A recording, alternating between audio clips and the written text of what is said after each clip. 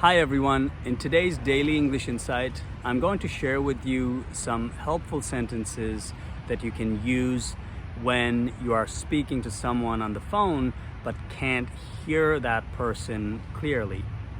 The first example is, I'm sorry, could you speak up please?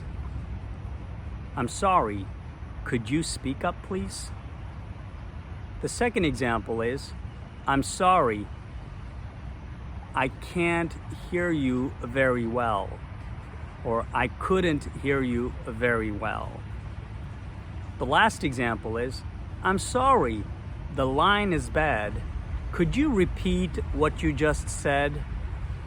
I'm sorry, the line is bad. Could you repeat what you just said? I hope these sentences will help you in your daily interactions with someone on the phone.